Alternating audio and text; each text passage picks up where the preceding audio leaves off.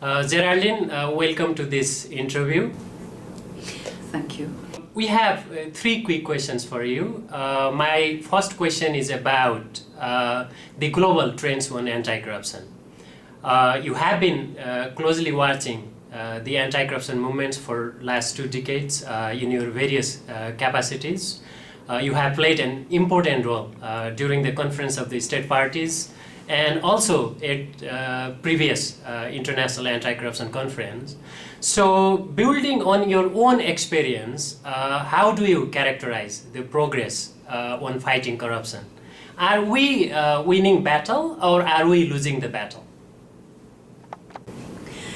You're asking a very difficult question. I should start out by saying that very clearly the whole anti-corruption movement, the whole movement around access to information, right to information, is a relatively young movement as compared to those that have been involved in human rights and so on, because we know that those movements goes back as far back as the formation of the United Nations, if not earlier. So first and foremost, we recognize that.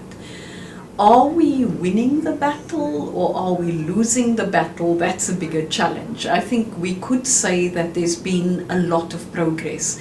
Progress from the perspective that the United Nations Convention Against Corruption provided an international instrument that actually empowered countries and governments more particularly through their parliaments to pass legislation, and quite strong legislation in certain instances, that will hold or rather ensure accountability for people who are involved in acts of corruption, bribery, etc.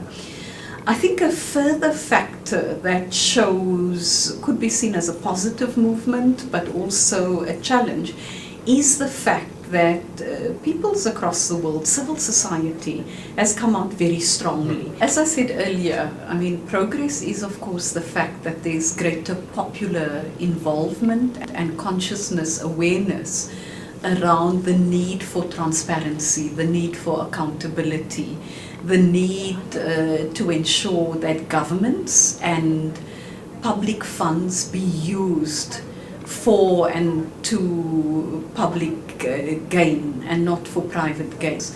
In India, for example, through the right to information, there is greater accountability on how resources are spent. So you clearly see that.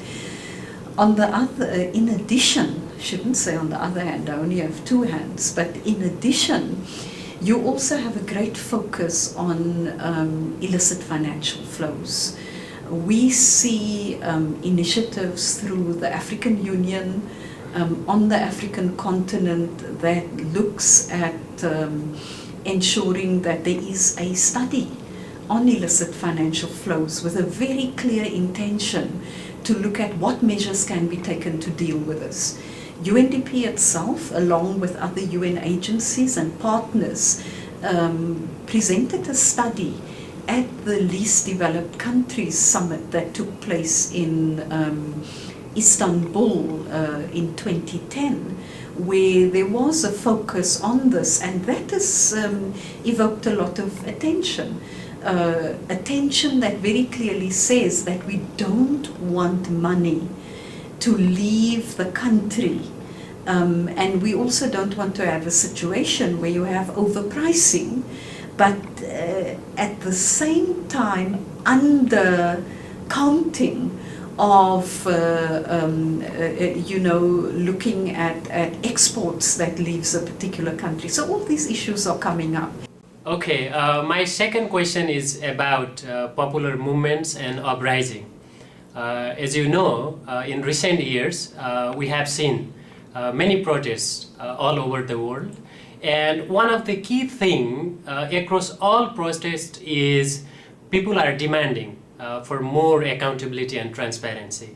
So what do you think needs to be done in order to restore trust and also ensure more transparency and accountability from the leaders the governments, the financial sector, and non-government sectors? I should say first and foremost that we are seeing increasing inequality globally across all societies. I think there's a view that there may be about 6 countries that may not be affected by growing inequality, but it's because they consciously have redistributive policies in their approach to governance. But I think what's more is there's also great high levels of accountability and transparency in those societies.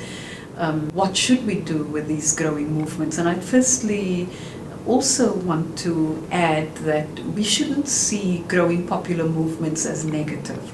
I think it's a very necessary part of robust governance in society, because we want to have the involvement of all sectors.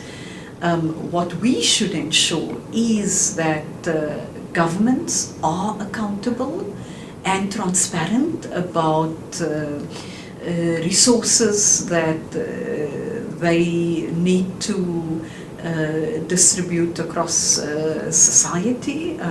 Secondly, that the private sector should know that a robust economy is important to overcome the scourge of unemployment, underemployment in society, and as a result they also need to ensure that they are accountable for what they do.